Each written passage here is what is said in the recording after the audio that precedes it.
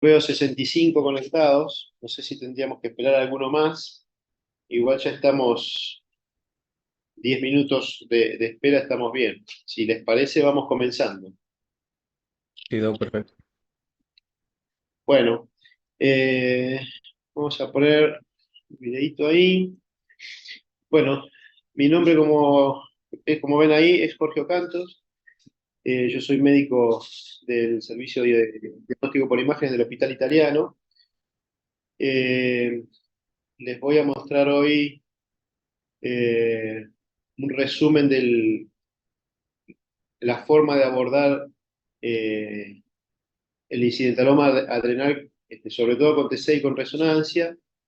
Y como siempre, quizás el diagnóstico que suele rondar o que más nos preocupa en el contexto de las imágenes adrenales, y más específicamente los incidentalomas adrenales, es la posibilidad de un fibromuscitoma o paraganglioma. Vamos a enfocar un poco los hallazgos que suelen ser bastante inespecíficos a veces, pero que vamos a enfocar en aquellos que nos orientan a pensar en un feocromocitoma, en un paraganglioma. A ver si, ahí estamos. Solo para recordarlo, seguramente lo conoce mejor que yo, el aumento que ha tenido el uso de la tomografía y la resonancia magnética en la patología abdominal en los últimos 20 años ha generado un aumento, digamos, en la detección de lesiones adrenales de manera incidental, eh, hasta alcanzar un 10% de la población en edad avanzada que se hace por alguna razón una tomografía o una resonancia de abdomen y pelvis. Esto ha llevado a un aumento de prácticamente 10 veces la detección de tumores adrenales. La gran mayoría de esos son lesiones benignas y sobre todo pequeños adenomas en pacientes mayores de 65 años. Un porcentaje bastante bajo son lesiones malignas, y el punto quizás más crítico es que el número de tumores grandes y malignos no se ha modificado significativamente. De manera que es un problema que de alguna forma generamos nosotros mismos en las imágenes que hacemos, y vamos a tratar de, a lo largo de la presentación, arrojar alguna precisión en lo posible respecto de cuáles son las características que más nos sirven y más nos orientan de las imágenes de las masas adrenales, o de las lesiones adrenales incidentales, para ser más preciso, ¿no? Con ese aumento en la detección de lesiones adrenales incidentales, en un aumento en la detección o del diagnóstico de frecomocitoma a partir de un hallazgo incidental. La prevalencia del frecomocitoma tradicional estaba entre el 3, 5 al 7%. Hay algunas series que hoy reportan hasta un 57% de feocromocitoma en esas lesiones adrenales incidentales. En nuestro hospital estamos en un punto intermedio, pero cercanos al 40%, como, digamos, si nos ponemos a analizar cuáles son los motivos que llevaron al diagnóstico de ese feocromocitoma. De manera que el diagnóstico de feocromocitoma para ganglioma no está separado del aumento y la detección incidental de lesiones adrenales. Desde el punto de vista de las imágenes, ¿qué estudios tenemos o qué procedimientos y cuáles son las herramientas en cada uno de ellos? La tomografía computada es la primera. El dato fundamental es el tamaño, la densidad espontánea en cuanto a unidad de Hounsfield, que es la densidad de la fase sin contraste. La densidad en la fase venosa, vamos a ver que también tiene un papel, sobre todo para el feocromocitoma, y después el famoso washout absoluto o relativo. La resonancia magnética, también el tamaño, la señal en T2, el comportamiento, en lo que es una secuencia específica de resonancia, que es la corrida química, que busca fundamentalmente detectar la presencia de lípidos intracitoplasmáticos pensando en una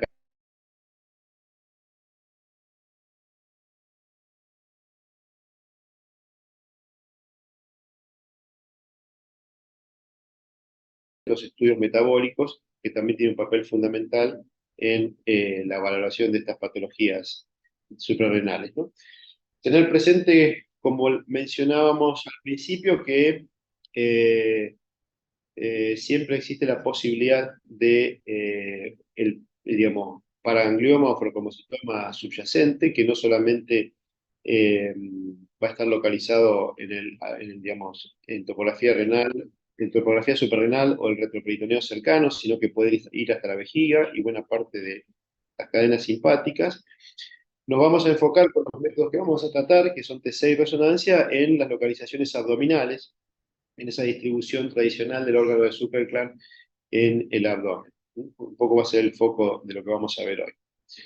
Comenzando con algunas consideraciones morfológicas iniciales, tenemos resonancia magnética arriba y tomografía debajo.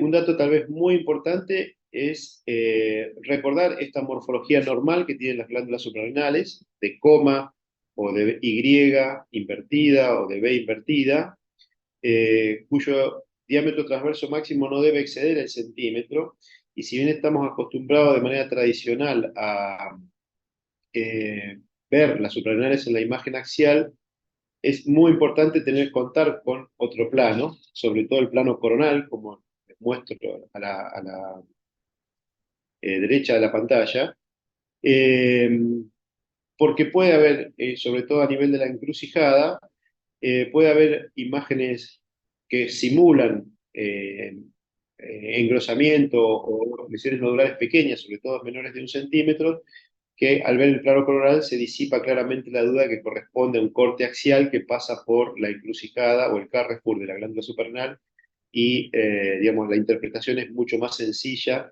si se combinan los dos planos. Es importante saber que eh, desde el punto de vista, digamos, morfológico, si el aspecto de la glándula es normal, como estamos viéndolo ahora, el valor predictivo negativo de la tomografía y de la resonancia, cuando muestra claramente esa morfología, es muy alto, cercano al 100%. Pero para eso necesitamos este análisis multiplanar, y sobre todo nos va a ayudar principalmente a nivel de la encrucijada y en lesiones menores de 1 centímetro. Retomando un poquito las herramientas que iremos revisando en forma separada para tomografía computada y resonancia magnética, sin dejar de recordar un concepto importante, que es esa variabilidad en la presentación que tiene en imágenes el feocromocitoma, eh, y para ello, digamos, me pareció muy ilustrativo el título de este artículo, que habla del feocromocitoma como el camaleón que puede simular cualquier otra lesión en las imágenes adrenales. Dando un paso más, ¿qué información nos brinda la tomografía y la resonancia?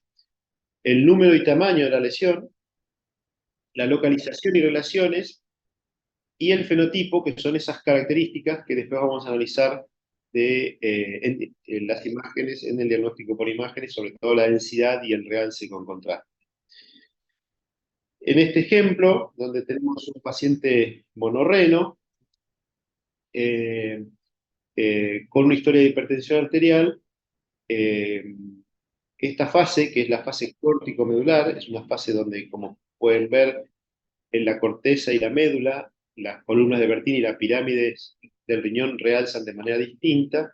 Es una fase muy útil para la detección de lesiones hipervasculares, y no solo en la imagen axial que está arriba, sino en las reconstrucciones que están debajo, en este caso todas coronales, se puede delinear muy bien el tamaño de la lesión, se puede evaluar la relación que tiene la lesión con estructuras arteriales, la existencia, por ejemplo, de una arteria accesoria o polar superior en este caso, y ver cuál es la relación que tiene claramente la lesión con la arteria, la vena, y en este caso la arteria nutricia de este paraganglioma. O sea que localización y relaciones anatómicas es una información que los métodos por imágenes aportan con mucha precisión y que son de gran utilidad al momento de tomar las decisiones quirúrgicas o de programar la cirugía. También las reconstrucciones volumétricas o tridimensionales permiten mostrar con mucha claridad de dónde se origina y cuál es la arteria nutricia principal de la lesión, como así también esa vena de drenaje, que es muy importante tenerla presente en el momento del procedimiento para evitar o limitar la posibilidad de crisis hipertensiva intraquirúrgica. O sea que no solamente localización y relaciones, sino que definir con mucha precisión la irrigación arterial y el drenaje venoso que puede tener la lesión, la vascularización que puede tener esa lesión. Avanzando un poquito más, la primera característica dentro de TC, de las características fenotípicas, es la densidad en unidades Hounsfield. Y dentro de la gran variabilidad que existe en cuanto a las características fenotípicas de las lesiones adrenales y las distintas combinaciones, existen algunos elementos de la densidad que tienen mucha certeza en cuanto a la presunción diagnóstica, y la densidad nos orienta fuertemente a la composición o a la estructura tisular de la lesión. La primera de ellas es cuando la densidad está cercana a cero, eso es una densidad de agua en tomografía computada, nos permite pensar rápidamente si esa densidad es homogénea en un quiste, sobre todo si tiene calcificaciones lineales periféricas, como en este caso.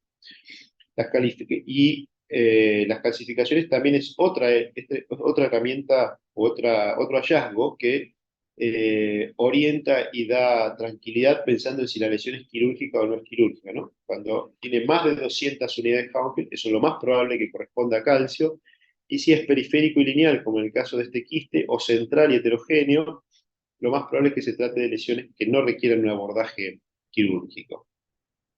Esos son datos muy importantes. La otra posibilidad es cuando tenemos densidad de tejido adiposo macroscópico, de grasa macroscópica, que es cuando la densidad está por debajo de -30 o es menor a -30.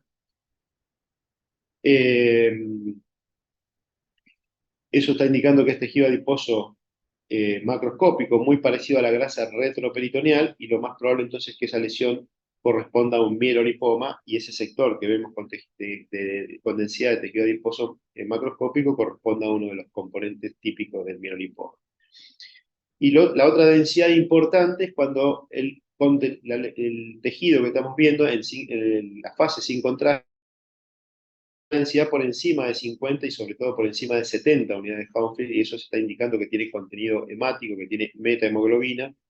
De manera que cuando en nuestras lesiones encontramos esas densidades, sumado a las características de que es homogéneo y de contornos definidos, o sea, con el comportamiento típico de lesiones benignas, tienen una alta certeza en cuanto a la orientación diagnóstica para, digamos, predecir que es probable que esa lesión no requiera un abordaje quirúrgico, excepción hecha de los mielolipomas gigantes o de los quistes sintomáticos, como podría ser el de esta paciente. Es una mujer de 26 años asintomática, sin antecedentes de relevancia y que se detecta un incidentaloma adrenal. Arriba tenemos la TC y abajo tenemos la resonancia magnética, y ahí podemos ver en la TC, que es sin contraste arriba, y la fase con contraste también a la derecha de ustedes, claramente la densidad, la lesión es homogénea, hipodensa, de contornos definidos, pared imperceptible, una calcificación lineal, marcada ahí con la flechita por delante del cuerpo vertebral, y no realza con contraste venoso, lo más probable que corresponda a un quiste sin mayor implicancia terapéutica que la necesidad de su tratamiento por el efecto de masa y la compresión que genera. La resonancia confirma un poco esas características, ¿no? Es bien hiperintensa blanca en el T2, hipointensa negra homogénea en el T1, y no muestra realce con contraste, todas las características de un quiste simple con alta certeza. Siguiendo con el fenotipo, eh, esa, el otro dato importante que nos interesa es la presencia de lípidos citoplasmáticos. Esa presencia de lípidos citoplasmáticos lo evaluamos en tomografía computada con la densidad sin contraste, como hemos mencionado, y en resonancia magnética con la secuencia de corrida química. En el caso de la densidad sin contraste, hay que tener la precaución de que la medición, es decir, el ROI de nuestra zona de interés, el circulito que ponemos sobre la imagen, debe abarcar por lo menos 2/3 partes de la lesión. Esa es la manera correcta de evaluar la densidad de las lesiones suprarrenales. Y cuando la densidad está por debajo de 10 unidades Hounsfield, es fuertemente predictor de la presencia de lípidos intracitoplasmáticos y nos orienta hacia la posibilidad de que la lesión se trate de un adenoma. En el caso de la corrida química, que es una de las secuencias que componen la resonancia magnética de cuando uno estudia abdomen en general, pero sobre todo lesiones suprarrenales, esa secuencia que se llama corrida química tiene dos componentes, uno que se llama en fase y otro fuera de fase. Lo importante quizás de recordar para ustedes es que lo que es necesario analizar, ahí tenemos una lesión suprarrenal izquierda, es que entre la secuencia en fase y fuera de fase, la señal debe caer, es decir, la lesión debe hacerse, o el nódulo o el incidentaloma adrenal debe volverse más negro, debe verse más oscuro.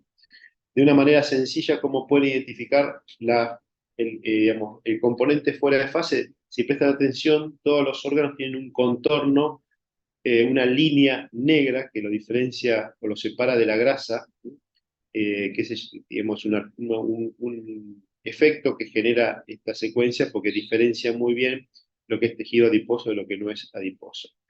Pero lo más importante para recordar es que cuando la lesión se hace más oscura, más negra y sobre todo cuanto más homogénea es, más predictor del componente lipídico intracitoplasmático y mayor probabilidad de que la lesión corresponda a un adenoma. Esas son las herramientas con las que evaluamos la presencia de lípidos intracitoplasmáticos tanto en TC como en resonancia magnética.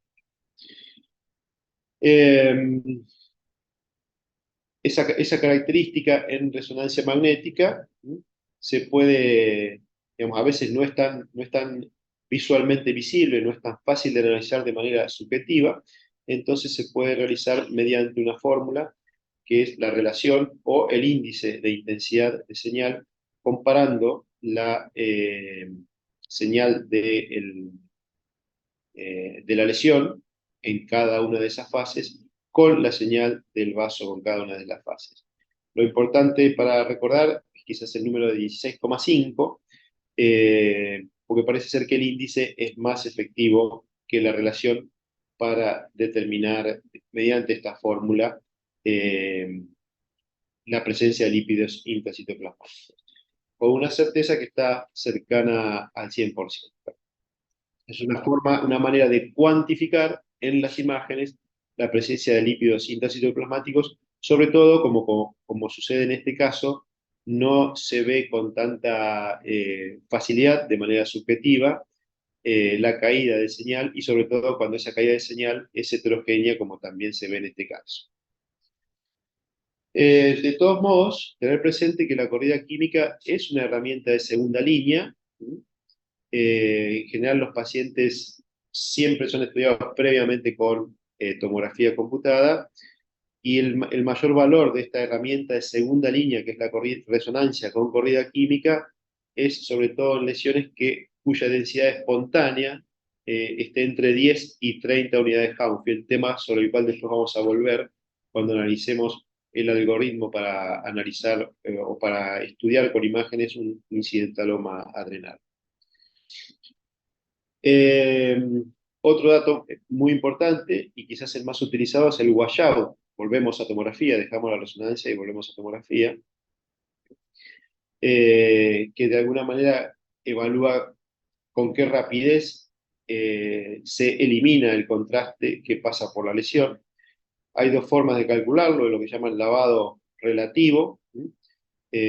A los 10 minutos, cuando es mayor del 50%, es indicador de adenoma, y se lo puede calcular en forma absoluta. Hay otra fórmula que es la absoluta, y digamos, esencialmente lo que sucede es que cuando el guayabo es mayor del 50% o mayor del 60%, tiende a hacernos pensar que es adenoma, y si es menor de eso, pensamos que no corresponde a adenoma, y ahí aparece un pequeño grupo donde el comportamiento puede ser indeterminado y que en general suele terminar o conducir a una resonancia magnética para tratar de aclarar un poco más la caracterización.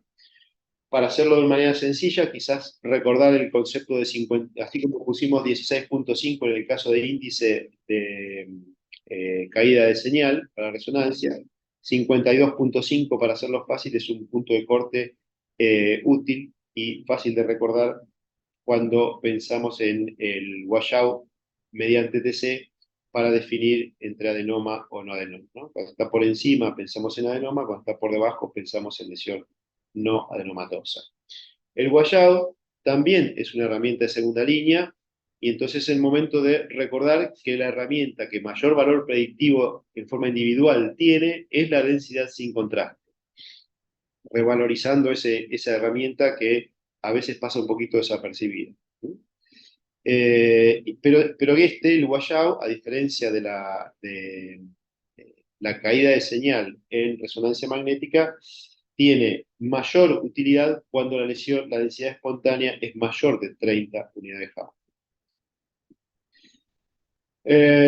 Parece todo estar más o menos ordenado, pero tenemos confundidores, ¿no? Hay adenomas, como ustedes saben, casi un 30% que pueden tener nula o mínima cantidad de contenido lipídico, y entonces el análisis de la presencia de lípido intracitoplasmático no es tan predictora ni nos ayuda tanto.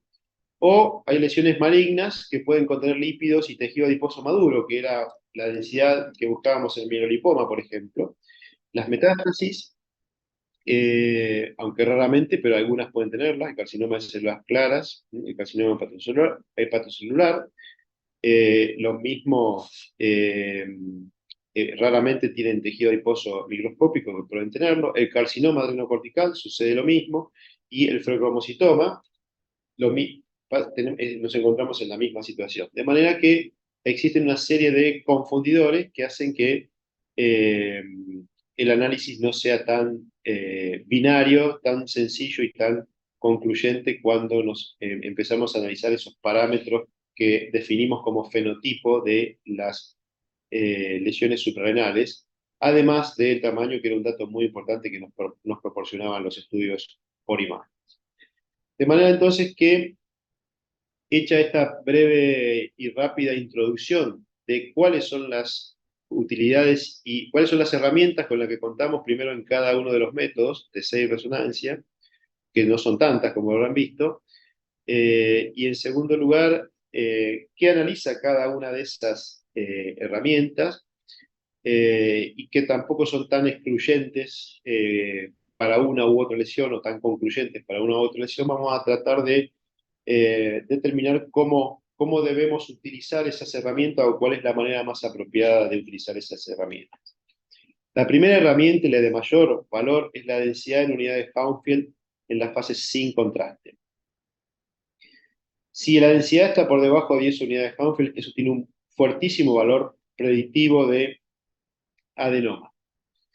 Si la densidad espontánea está por encima de 43 unidades Hounsfield, para hacerlo de una manera sencilla, podemos decir 40 unidades Hounsfield, eso tiene un altísimo valor predictivo para pensar que esa lesión no es adenomatosa.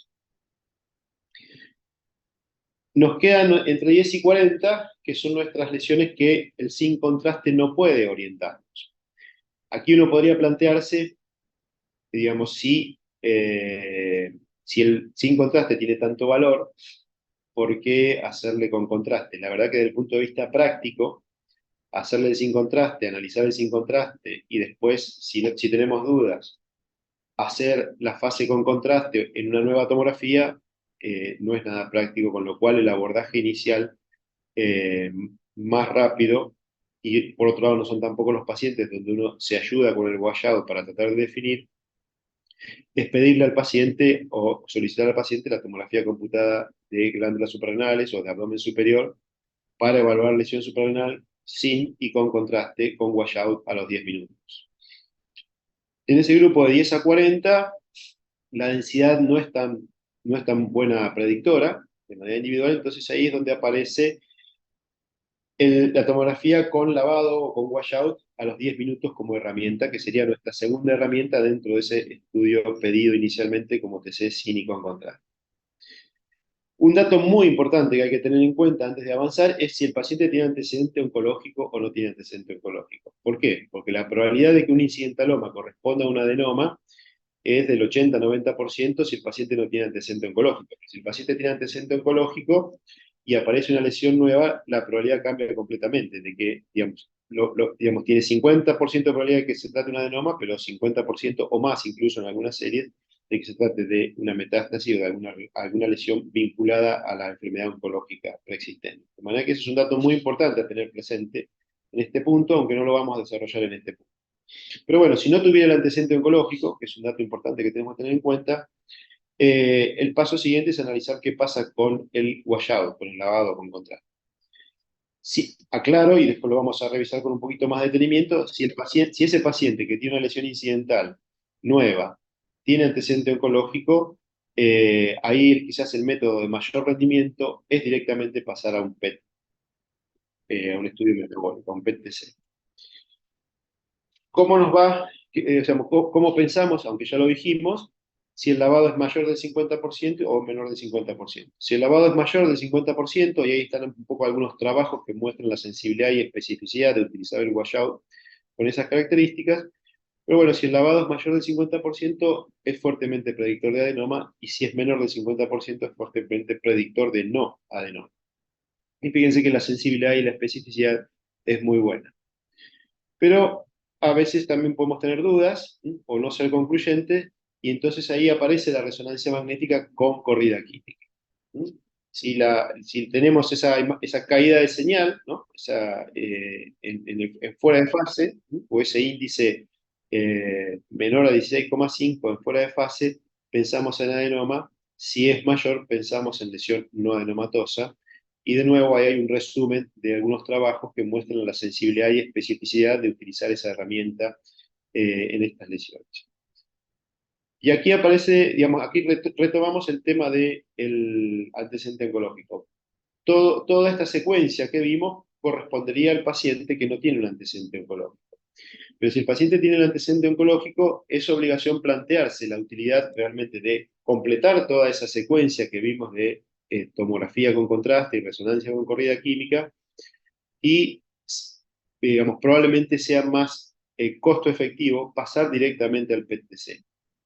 ¿Por qué? Porque el PET-TC es el mejor método en sensibilidad y especificidad, como lo muestran ahí algunas de las publicaciones que adjunté en el cuadro, eh, para diferenciar metástasis de adenoma o de lesión no metastásica en estos pacientes oncológicos.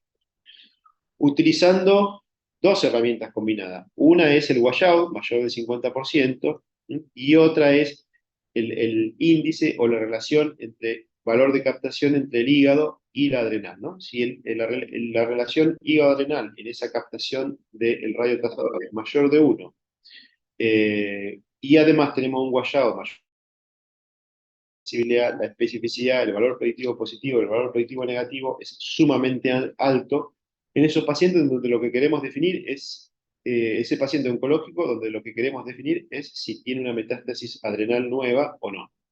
De manera que, si existe el antecedente, digamos, está avalado desde el punto de vista de costo-efectividad, obviar la resonancia de estos pacientes y pasar directamente al PET-CT. Utilizando, sí, siempre esa combinación, ¿no? No solamente, digamos, no solamente vamos a tener el índice adrenal-hígado, o la relación adrenal-hígado, que debe ser mayor de 1, para pensar en lesión no adenomatosa, sino que además tenemos el valor de densidad sin contraste en la imagen de TC, y como se hace la TC con contraste endovenoso, se puede calcular el washout con contraste. O sea que tenemos no solo, digamos, tenemos tres herramientas que nos permiten darle mayor precisión a la orientación diagnóstica. Hasta aquí entonces una idea general de cómo abordar el análisis de las características fenotípicas y cómo aprovechar lo mejor posible las herramientas que nos ofrece la TC y la resonancia magnética. Es un poco entonces lo que sería el algoritmo de abordaje general en diagnóstico por imágenes de los incidentalomas adrenal, incluyendo las herramientas o el mejor aprovechamiento de las herramientas de TC, resonancia y el PET-TC.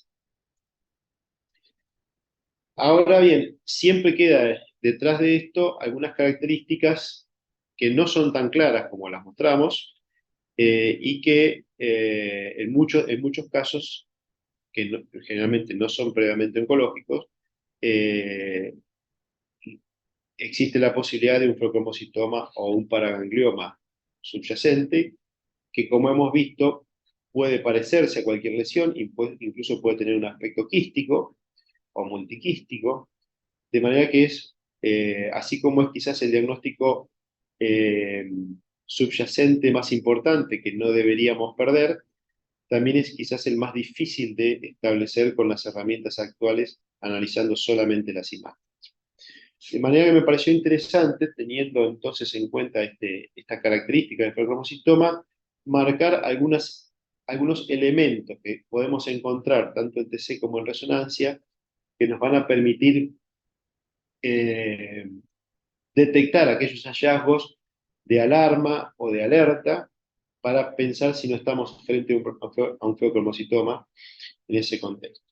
El primero, y volviendo a la herramienta inicial, en la TC sin contraste, y ahora les pido que alguno abra el micrófono y participe cuando se los pida. El primero es a tener en cuenta de estos hallazgos es el tamaño.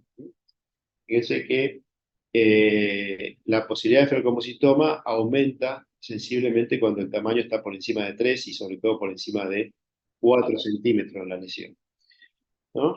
El 40% de los ferrocromocitomas son mayores de 4 centímetros, y ahí está el dato, ¿no? Mayor de 29 milímetros aumenta por 6 la probabilidad de que se trate de un ferrocromocitoma en un incidentaloma adrenal. El punto de corte 28 milímetros es el que tiene mejor sensibilidad y especificidad, pero los efectos prácticos para nosotros, el punto de corte tiene que estar en los 30 milímetros. ¿Sí? Y entonces ahí yo les traje 3 ejemplos, eh, y si prestan atención, la primera lesión tiene 39 milímetros con una densidad de menos 12 unidades Hounsfield. O sea, no solamente es menor de 10, sino que es menor de 0. La lesión del medio tiene una densidad de 9 unidades Hounsfield y un tamaño de 41 milímetros. Y la última tiene una densidad promedio de 20 unidades Hounsfield y un tamaño de 27 milímetros, casi 27 milímetros. ¿Eh? Así que, digamos, para pensar es la importancia del tamaño y la importancia de la densidad que tiene el paciente, que tiene la lesión, ¿no? Como mencionamos, el dato quizás para recordar de esto es que si 30 milímetros incrementa por 6 el riesgo de ferrocromocitoma respecto a lesiones menores de 30 milímetros. O sea, el tamaño, algo que mencionamos un poco al pasar en el inicio de toda la presentación, es un dato importante. Así que yo sé que no va a ser sencillo, igual va a ser la única vez que lo voy a pedir. ¿Cuál de las dos, el 1, el 2 y el 3, les parece que es un ferrocromocitoma? Yo sé que podría buscar en el chat, soy un poquito malo para eso. Si alguien se atreve a abrir el micrófono y me ayuda a continuar con la presentación, sería genial.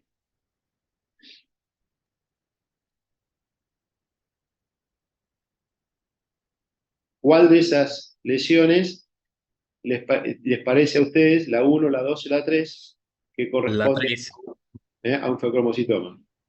La 3, La 3, La doctor. 3, 3. ¿sí?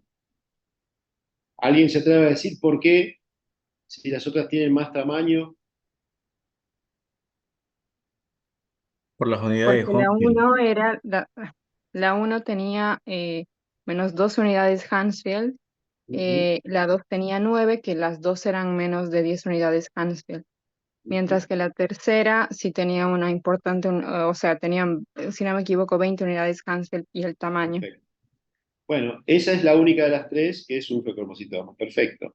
De manera entonces que, si bien el tamaño tiene su importancia, no debemos dejar de analizar eh, la densidad, y la mejor combinación del sin contraste la vamos a lograr ahí, uniendo la densidad y el tamaño. Ahí tenemos la densidad sin contraste. Fíjense, estos son los resultados de este trabajo que seguramente habrán leído, que está ahí abajo, bancos, del año 2021, que estudiaron un montón de lesiones suprarrenales, eh, y fíjense, la densidad de los no feocromocitomas está en 4, digamos, la media está en 4,7 unidades Hounsfield, mientras que el feocromocitoma es muchísimo más alta. El primer dato que hay que tener en cuenta es la densidad, que implica alto contenido lipídico, menor de 10 unidades Hounsfield, ¿no?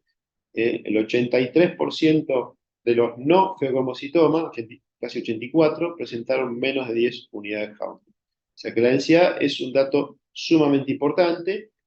Analizarlo como está medido en la primera de las imágenes que les mostré, no sectorizado, aunque es un análisis que se puede hacer, pero lo que corresponde para, o lo que está recomendado para la interpretación es un ROI que abarque las 2/3 partes de la lesión, y el diámetro medido en su diámetro máximo. Esos son los datos que hay que tener en cuenta, ¿no? Entonces, el alto contenido lipídico, menos de 10 unidades Hounsfield, es fuertemente indicador de no feocromocitoma, con una sensibilidad, especificidad y un área bajo la curva muy alta, muy bueno en todos los casos. Es el primer dato a tener en cuenta. La densidad sin contraste. Fíjense que si la densidad sin contraste está por debajo de 10 y el riesgo de malignidad o de feocromocitoma cae al 0%, si está entre 10 a 20 alcanza un 2%, pero digamos, también sigue siendo muy baja, y cuando está por encima de 20 unidades Hounsfield, la probabilidad de malignidad aumenta drásticamente. Es un dato muy importante que hay que tener en cuenta. Y el otro punto es el tamaño, ¿no? Si está por debajo de 3 o por encima de 3 centímetros. Y este es del mismo trabajo, cómo se va modificando la probabilidad de feocromocitoma con el aumento del tamaño. Quizás este es un concepto de los más importantes, me parece a mí, ¿no? Si la lesión tiene menos de 20 milímetros y tiene un alto contenido lipídico por densidad en tomografía computada, la probabilidad de feocromocitoma es prácticamente del 0%, 0,1 punto por ciento. O sea que es muy alto el valor predictivo positivo de esos dos hallazgos combinados, y es un primer elemento que hay que tener en cuenta, ¿no? Menos de 20, menos de 10 unidades Hounsfield, ahí tienen la sensibilidad, la especificidad y el área bajo la curva para empezar el no feocromocitoma, o sea que excluye prácticamente la probabilidad de un feocromocitoma. En la fase con contraste, en la que utilizamos para hacer el washout, que es la fase venosa, de todos modos les traje la fase córtico-medular, en este caso, que es el que utilizamos para las masas renales o para lesiones vasculares, que puede suceder que en una tomografía hecha por otra razón nos encontremos con esa fase que es la fase arterial o córtico-medular. Y también tiene un valor importante predictivo, ¿no? Si tenemos una lesión nodular adrenal con realce intenso, que se muestra clara, ahí tenemos las 4 fases que utilizamos para estudiar lesiones renales. Nos importa qué es lo que pasa en la fase arterial y qué es lo que pasa en la fase venosa con esa lesión. La venosa es la que vamos a utilizar cuando pedimos una tomografía para evaluación de masas suprarrenales, pero cuando en otras tomografías se puede hacer una fase córtico-medular. Cuando en esta fase, en la fase arterial o córtico-medular, tenemos una lesión en localización adrenal o, digamos, de paraganglioma, retroperitoneal o yuxtaadrenal, que de 150 unidades Hounsfield, sugiere fuertemente la posibilidad de feocromocitoma o paraganglioma. Es un dato absoluto, muy preciso y muy orientador. Y en la fase venosa, que es la que habitualmente tenemos cuando estudiamos una lesión suprarrenal ya conocida, y fíjense, el realce mayor de 110 unidades Hounsfield es subjetivo de feocromocitoma y paraganglioma, independientemente de que el washout absoluto relativo esté por encima de 60 o por encima de 40%. O sea que de vuelta es un dato individual con un muy alto valor predictivo positivo para feocromocitoma. Parecen datos importantes a recordar. Siguiendo con la TC con contraste y un poco reforzando lo que mencionamos recién, y de vuelta muestro 4 fases porque es lo que suele suceder con las detecciones incidentales en estudios que se hacen por otras razones, donde tienen fases con contraste diferentes de las que están sugeridas para la evaluación y seguimiento de una lesión suprarrenal. Ahí, si prestan atención, tenemos las 4 fases, y en la fase arterial, la lesión adrenal derecha alcanza una densidad de 131 y en la fase venosa de 124. De manera que estamos en situación similar a la lesión que vimos antes. Y abajo tenemos otro paciente. Un paciente monorreno, izquierdo, una nefrectomía renal izquierda, y si ustedes prestan atención, tiene una metástasis hepática que realza un sector necrótico con un fuerte realce con contraste, pero además una lesión en la suprarrenal. Son dos pacientes diferentes, ¿no? La de arriba realza más de 100 unidades de Hounsfield, la de abajo también realza más de 100 unidades de Hounsfield, ¿no? Entonces, un dato muy importante a tener en cuenta, así como cuando vemos suprarrenales normales, tiene un fuertísimo valor predictivo negativo para lesión suprarrenal y sobre todo para ferrocromocitoma, cuando vemos una lesión que realza más de 100 unidades de Hounsfield en una fase córtico-medular, una fase temprana, arterial o córtico-medular, hay solo 2 lesiones, que son estos 2 ejemplos, que tienen ese tipo de realce: el feocromocitoma y las metástasis de carcinoma de células renales. No hay otra lesión adrenal que se comporte de esa manera en esa fase. Con lo cual me parece otro dato claro y concreto de cómo orientar a veces, no necesariamente embarullarnos con el comportamiento de un washout que más de una vez resulta indeterminado, sino que a veces hay datos objetivos y absolutos que nos orientan fuertemente. Pasamos a los datos concretos fuertemente orientados a ferrocromocitoma de resonancia magnética. Tenemos ahí dos ejemplos diferentes con tomografía computada. El tamaño en resonancia magnética pasó algo similar, digamos, ¿no?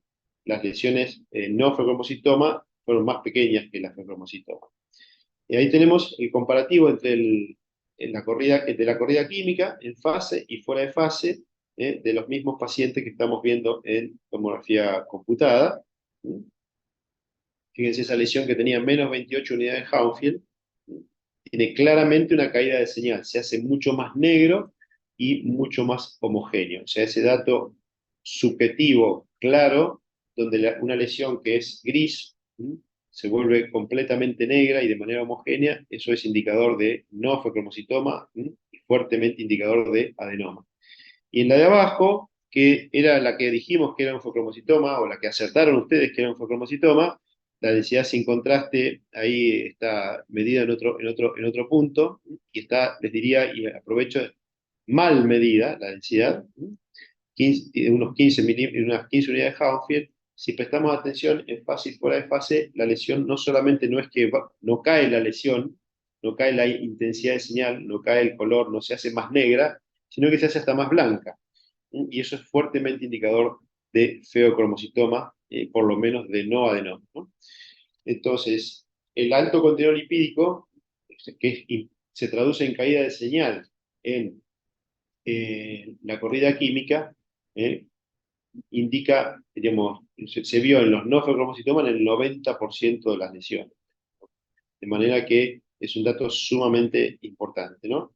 Si tengo alto contenido lipídico, o sea, caída de señales fuera de fase, la sensibilidad, la especificidad y el área bajo la curva para el neoferrocromocitoma, sobre todo la sensibilidad, es muy alta.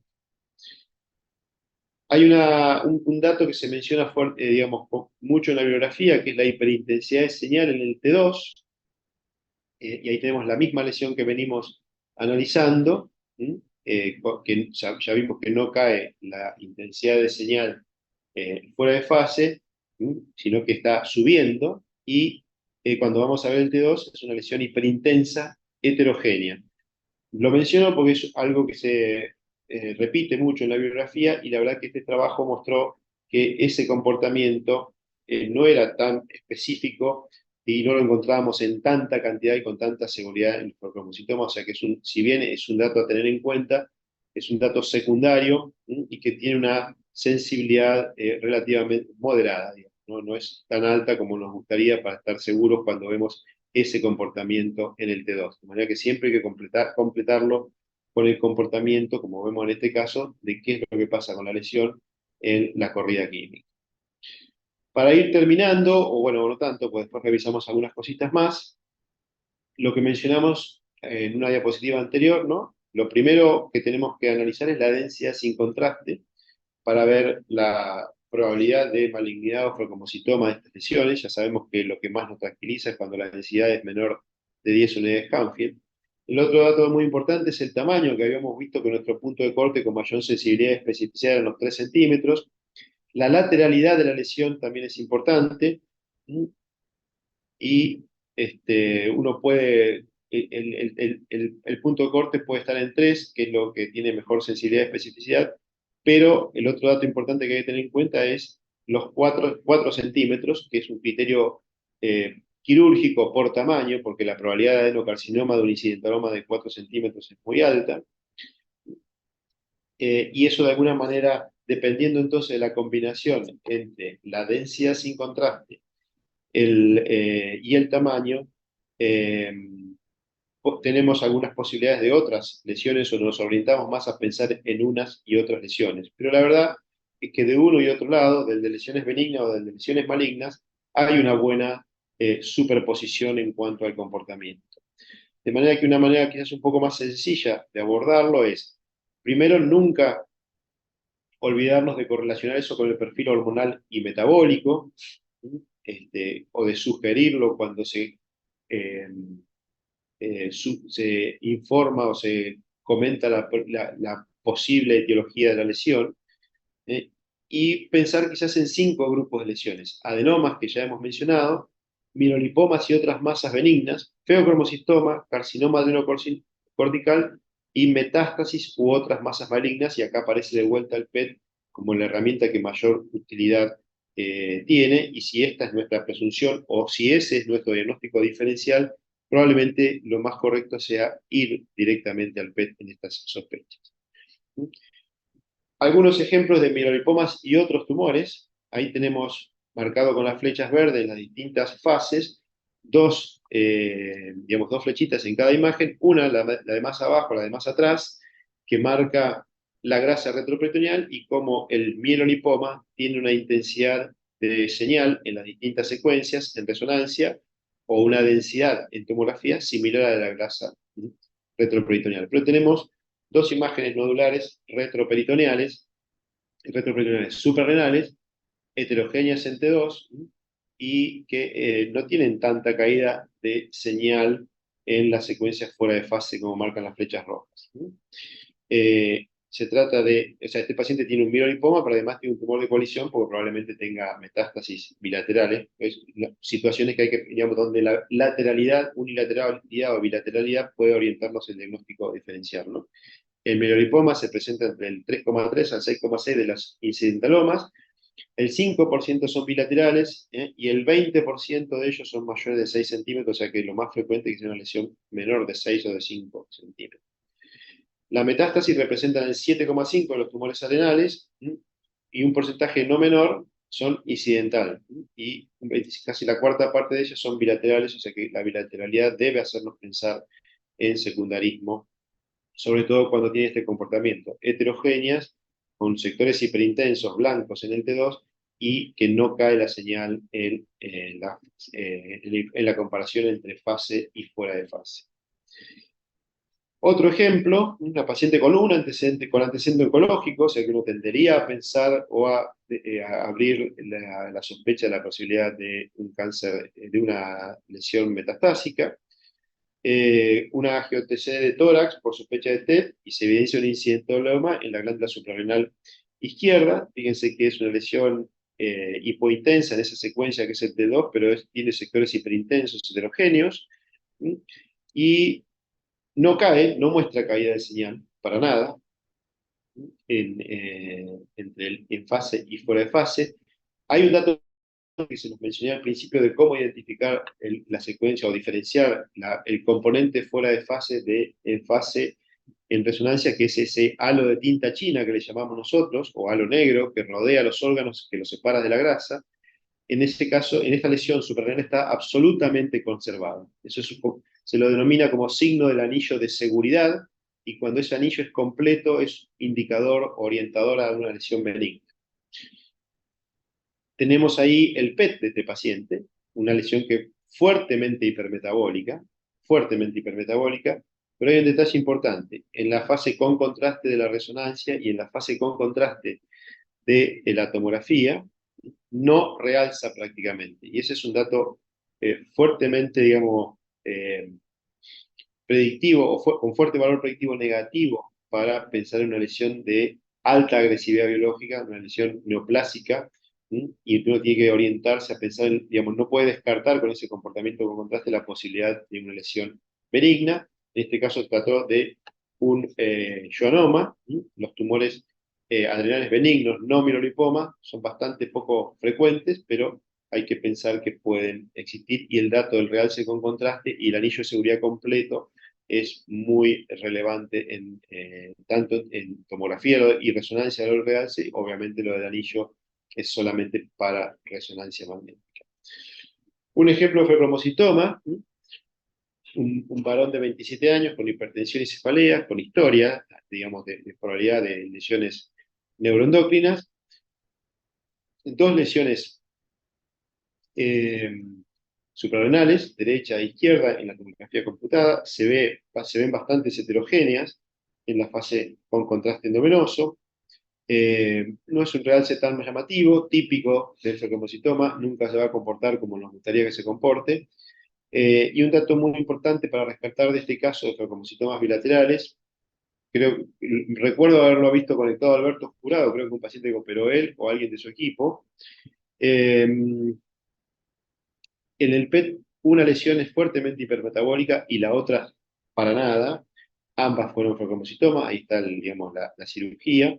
Y es importante entonces, cuando tenemos lesiones bilaterales, que el análisis fenotípico, es decir, densidad, comportamiento en las distintas secuencias, washout, caída en la corrida química, se haga de manera individual. No debemos nunca asumir de entrada, sin haber analizado de manera individual las características, que se trata de la misma lesión por ser bilateral.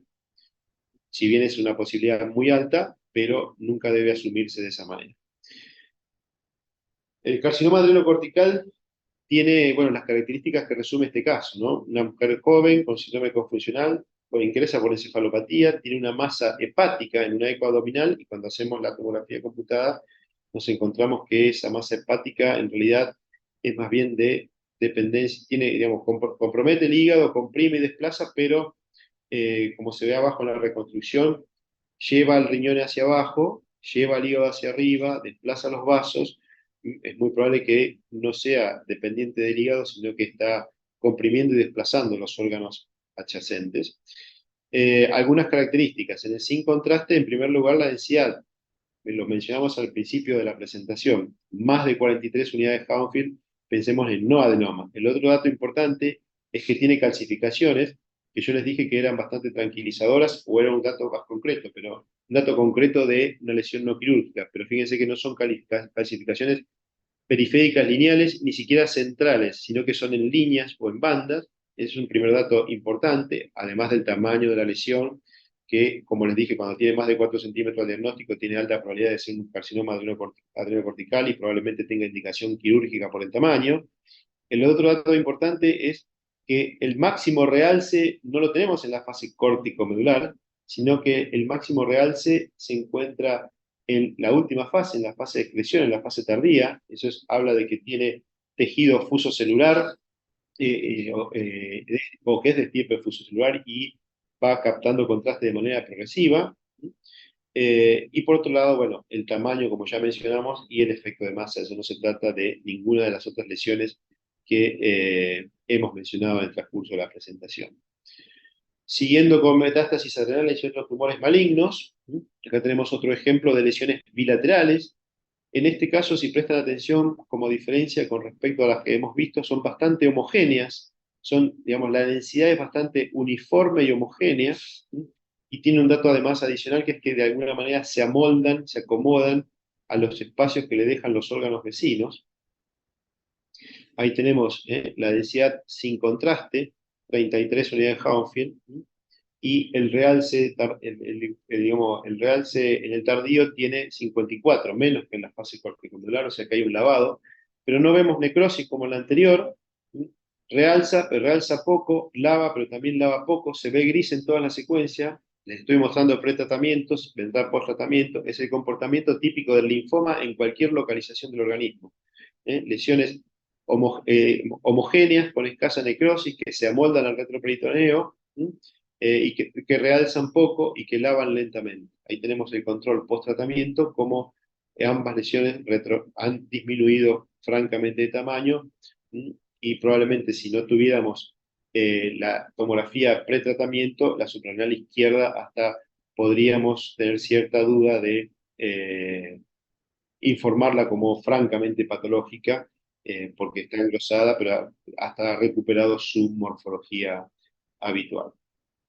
De manera que, para terminar, y estoy bastante bien con el tiempo, lo primero es, el tamaño no es fidedigno para diferenciar lesiones adrenales benignas versus malignas, como único elemento. El punto de corte puede estar entre 3 y 5. Ya hemos mencionado que el de mayor sensibilidad y especificidad para PEO es 3 centímetros, y que el otro dato que quizás hay que recordar es que 4 centímetros tiene indicación quirúrgica, o podría tener indicación quirúrgica solamente por su tamaño. Ya vimos que podemos tener lesiones quísticas totalmente benignas, muy grandes, y que lo podemos caracterizar con imagen, ¿no? La densidad en TC menor de 10 es el parámetro individual con mayor precisión para adenoma. Sigue siendo la mejor herramienta y la primera que tenemos a disposición para, para utilizar, pensando en las herramientas que tenemos para aplicar en TC y resonancia magnética. Las lesiones menores de 20 milímetros con alto contenido lipídico, la probabilidad de feocomocitoma es muy baja, o sea que el tamaño y la densidad sin contraste son nuestras dos principales herramientas. Como datos objetivos, para que no se nos pase la sugerencia o la probabilidad de que se trate de un feocomocitoma, el realce con contraste sí continúa conservando, conservando utilidad, particularmente en TC, ¿no? El cálculo de washout es bastante definitorio para adenoma o no adenoma en ese grupo de pacientes que estaban cuya densidad sin contraste estaba entre 10 y 40 unidades de Hounsfield, sabiendo que es una herramienta de segunda línea. Y me parece muy importante recordar el dato del realce absoluto de mayor de 100 en la fase venosa y mayor de 150 unidades Hounsfield, una lesión sobre todo que, como vimos en el ejemplo, es heterogénea, debe hacernos sospechar en feocromocitoma y paraganglioma. No hay muchas otras lesiones, como vimos, y la única otra que hay es las metástasis de carcinoma de células renales, que tiene ese realce. La caída de señal en la corrida química, al igual que el washout, es también una herramienta de segunda línea, sobre todo para aplicar ese grupo de lesiones entre 10 y 30 unidades Hounsfield. Y esto es un dato de lo que no hablamos, pero me parece que es importante para completar la información, y ustedes ya lo saben, que el PET-TC con ganglio 68 es la modalidad de mayor seguridad para el diagnóstico de feocomocitoma y paraganglioma. Así que bueno, esto es un poco un pantallazo de cómo abordar, digamos, cómo utilizar las herramientas tanto en TC como en resonancia para el abordaje de los pacientes con incidentalomas adrenales, y algunos datos concretos en cuanto a la combinación de tamaño, características fenotípicas, unilateralidad, bilateralidad, para orientar el diagnóstico diferencial, y otros datos concretos muy importantes para no dejar de pensar en la posibilidad de feocromocitoma, que siempre es una entidad que subyace como posibilidad diagnóstica y que no debe pasarse por alto. Así que bueno, muchas gracias. Creo que ahora continúa el doctor Andrés Gueso, que es quien les va a dar la conferencia de testículos, imágenes, diagnóstico por imágenes en